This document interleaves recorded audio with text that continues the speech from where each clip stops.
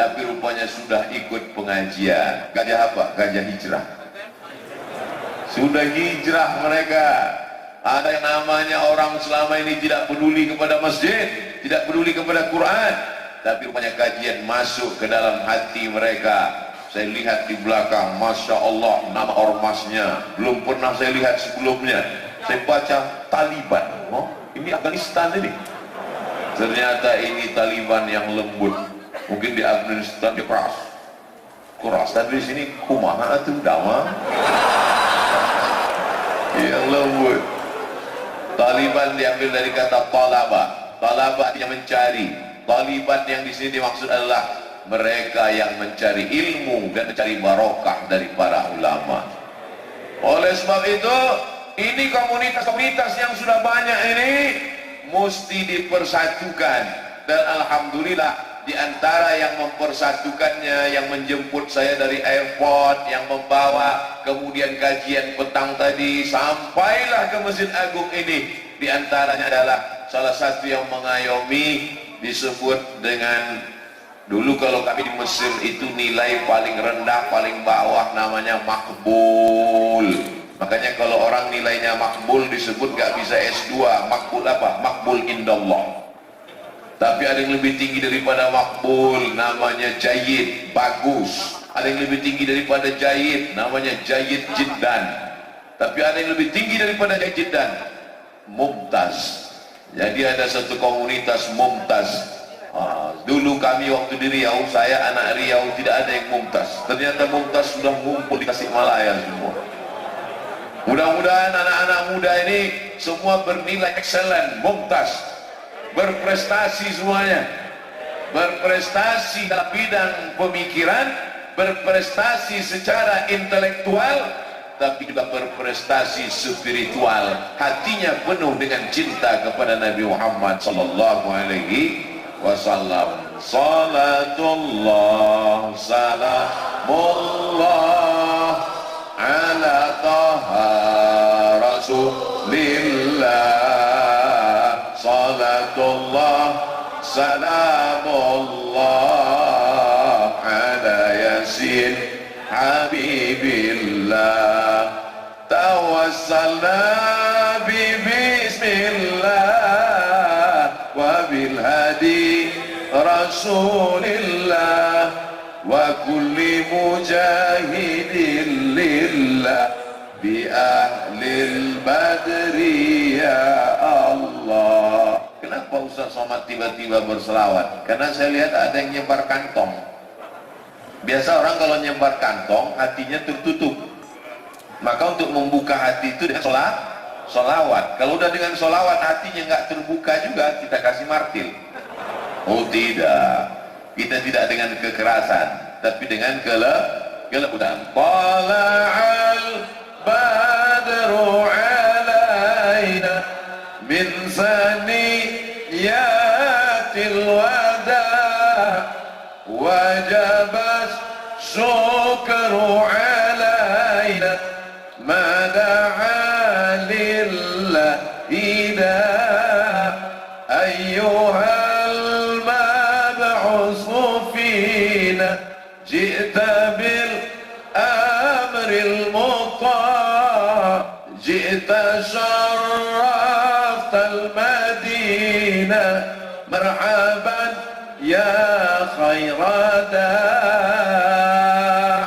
Dari mana orang Tasik kenal Nabi Muhammad sallallahu alaihi wasallam? Apa datang Nabi Muhammad ke kota Tasik? Tidak. Orang Tasik kenal dengan Nabi karena bibarakatil ulama. Maka orang membenci ulama berarti membenci Nabi Muhammad sallallahu alaihi wasallam. Orang membenci ulama, memusuhi ulama, berarti dia membenci Allah subhanahu wa ta'ala. Ati Allah, ta'ala kepada Allah, wa ati'ur Rasul, ta'ala kepada Rasul, wa ulil amri. Ulama menafsirkan ulil amri di situ adalah penafsiran yang pertama adalah para ulama. Karena Nabi tidak meninggalkan istana. Yang pergi ke kota Madinah Al-Munawwarah, ada yang melihat istana emas punya Nabi Muhammad SAW? Tidak ada. Nabi tidak meninggalkan kursi dari permata. Nabi meninggalkan replika tempat tidur, menetes air mata kita melihat tempat tidur Nabi yang penuh dengan kesederhanaan. Diberikan dia kasur empuk, apa kata Nabi? Tidak layak bagiku. Disiapkan tempat tidur dibuat dari anyaman kulit korma, batang korma, pelepah korma. Menetes mata jamaah melihat itu semua. Betapa rendahnya diri dia di hadapan manusia. Man tawadha'a lillah, siapa yang merendahkan diri di hadapan Allah, maka Allah angkat derajatnya. Maka hari ini kita boleh sedih karena tidak berjumpa dengan Nabi, tapi kita masih punya ulama. Maka Tasik Malaya, negeri 1000 santri, negeri 1000 pesantren, kita pertahankan sampai hari kiamat insyaallah. Takbir. Yang punya tanah wakafkan, serahkan kepada alim ulama. Malam ini banyak alumni Al-Azhar ke Mesir, datangkan kepada mereka, saya mau serahkan tanah wakaf saya. Setuju? Yang bilang setuju nggak punya tanah. Jangan tersinggung, Ustaz Somad cuma bergurau saja. Tanahmu sejauh mata memandang, tanahmu beratus hektar. Begitu engkau mati, adakah yang mati bawa surat tanah? Itu apa mati bawa surat tanah? Tanah yang kau wakafkan untuk pondok pesantren, itulah yang akan membuat kuburmu terang benderang. Betul? Terang sampai sakit mata melihat lampunya. Ustaz Abdul Somad ketika videonya di Tasikmalaya di Masjid Agung, kenapa terang benderang ya Pak Ustaz? Kenapa wajah Ustaz putih sekali di situ? Lampunya terang, guys. Kalau kau mau terang kuburmu, tempat yang paling gelap, tempat yang paling senyap, tempat yang paling sunyi, tapi justru kau berada di tempat yang paling lapang, terang benderang.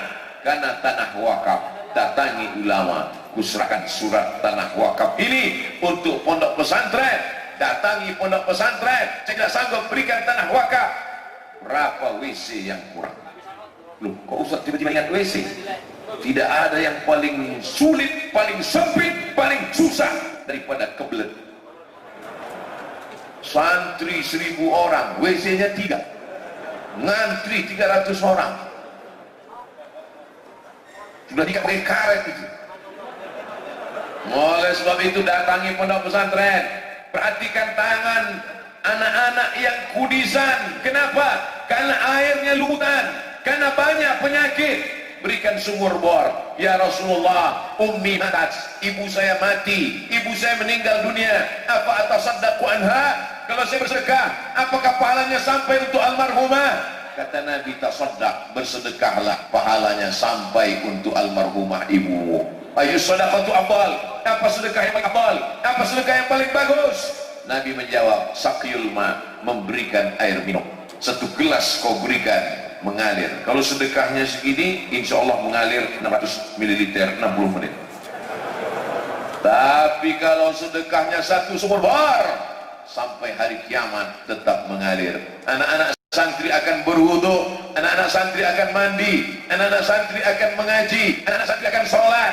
Mereka minum, mengalir terang benderang kuburmu, lapang barzahmu, tetesan embun di tengah gurun pasir yang panas. Mau? Kirimkan ke nomor rekening berikut ini. Tapi kadang niat baik kita dimanfaatkan oleh tukang tipu-tipu. Mudah-mudahan yang tukang tipu dapat hidayah. Jangan doakan yang nggak baik. Ini kadang ada orang, mudah-mudahan yang kena tipu di matinya ditabrak truk. Jangan. Kita doakan. Memangnya kalau dia tabrak truk selesai masalah? Enggak. Mudah-mudahan dia dapat hidayah. Mudah-mudahan anak cucunya soleh solehah, sehingga menjadi penerang umat di tengah kegelapan. Sayangi ulama, cintai ulama. Alhamdulillah malam ini di tengah keterbatasan, di tengah kesulitan, di tengah penyakit,